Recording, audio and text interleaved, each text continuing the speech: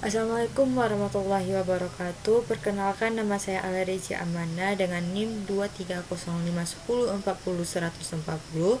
Saya berasal dari Prodi Peternakan, Fakultas Pertanian, Universitas Syakuala. Jadi di sini saya akan membuat video tutorial gimana caranya memasukkan data RALF ke dalam SPSS. Nah, SPSS ini adalah aplikasi untuk menganalisis datanya tuh lebih mudah, lebih untuk cepat keluar analisis datanya. Nah, di sini saya udah memiliki data RALF. Nah, di sini datanya tuh ternyata data tersebut dari analisis sidik ragam derajat keasaman pH. Nah, di sini ada susu dan kacang hijau. Jadi langsung saja kita masukkan ke dalam aplikasi SPSS-nya. Nah, untuk di sini terdapat dua view, yaitu data view sama variable view, terletak dari bawah sebelah kiri. Nah, untuk yang pertamanya itu adalah kita akan mengisi yang namanya variable view, teman-teman. Jadi di sini kita akan mengisi dengan nama yang pertama itu dengan nama faktor A dan faktor B. Terus selanjutnya ada ulangan, karena tadi ada ulangan.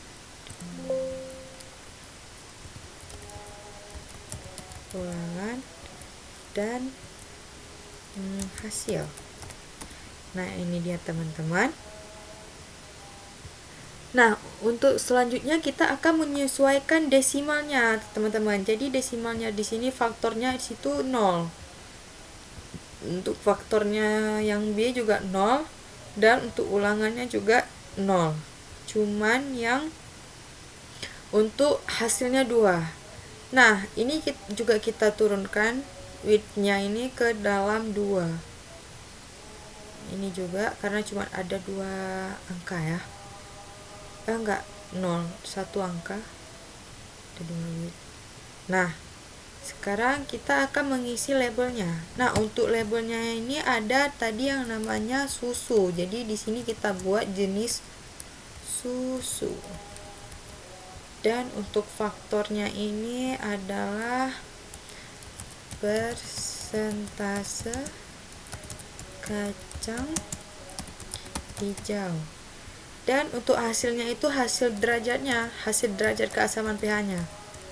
Derajat, karena kita kan mau lihat keasaman pH-nya kan. Nah, ini hasilnya.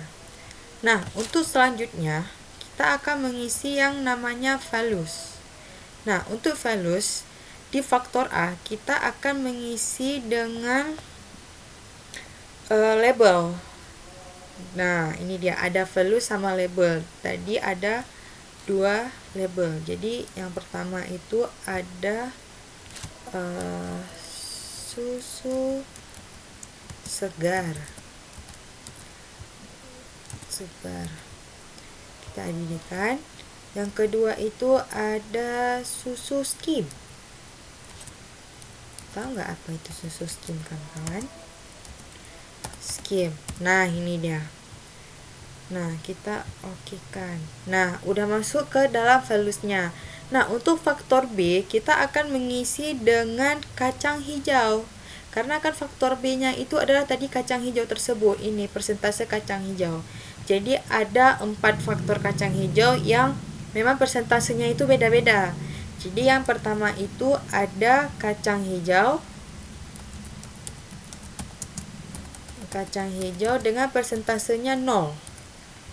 Nah, untuk yang kedua itu ada kacang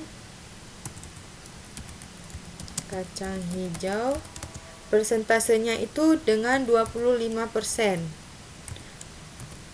Nah, untuk yang ketiga ada kacang hijau juga dengan persentasenya itu 50%. Terus yang keempat kacang hijau persentasenya 75%. Nah, ini kenapa? Oh, sorry. Lupa dia. Oke, nah tadi kan ada ulangan. Jadi ulangan itu kan ada 3. Nah, kita isi. Jadi yang pertama itu, yang kalau misalnya kita mau isi berapa banyak ulangannya, jadi kita isi di value. Nah, baru judulnya itu kayak misal ulangan ada 3 ulangan nih di labelnya. Nah, ini ulangan 1. Yang kedua ada ulangan 2. Yang ketiga ada ulangan 3. Nah, sudah siap. Jadi oke. Nah, saatnya itu kita masuk ke dalam data view-nya. Nah, ini kan belum ada datanya yang di sini, tapi udah ada judulnya faktor A, faktor B, ulangan sama hasil. Nah, untuk datanya ini kita ini aja guys, kita salinkan semua, blok semua, kita blok aja, Ctrl C. Nah, kita masukkan ke dalam SPSS tersebut. Nah, ini dia. Maaf ada sedikit kendala.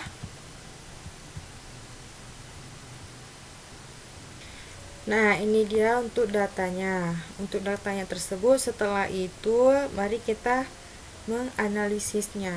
Nah, untuk analisisnya itu kita masukkan ke dalam general linear model dan kita inputkan ke univariate.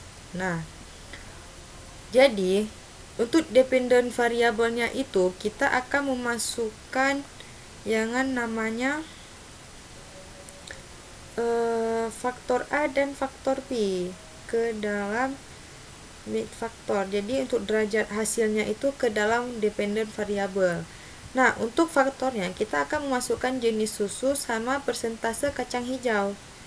Nah, untuk ulangannya itu tidak akan dimasukkan karena ini merupakan rancangan acak lengkap faktorial. Nah, untuk modelnya kita kostumkan. Terus ini kita masukkan ke, setelah itu kita kostum, kita ada di Harvard Uniform.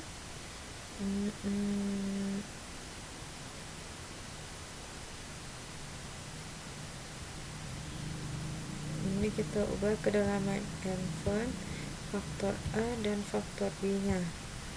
Nah, setelah tersebut continue. Nah, untuk sekarang optionsnya. Nah, ini dia. Untuk optionnya ini kita akan memasukkan dua-duanya, faktornya juga, faktor A nya juga, faktor B nya juga.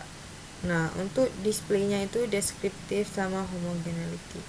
Continue. Nah, untuk post hoc-nya kita akan memasukkan kedua-dua tersebut, faktor tersebut, dan kita akan menggunakan LSD, Turki sama dan Duncan. Nah, oke. Nah, ini dia sudah keluar hasil outputnya. Ini output dari RAF. Ini dia. Nah, oke, sudah siap. Sekian dari saya. Assalamualaikum warahmatullahi wabarakatuh.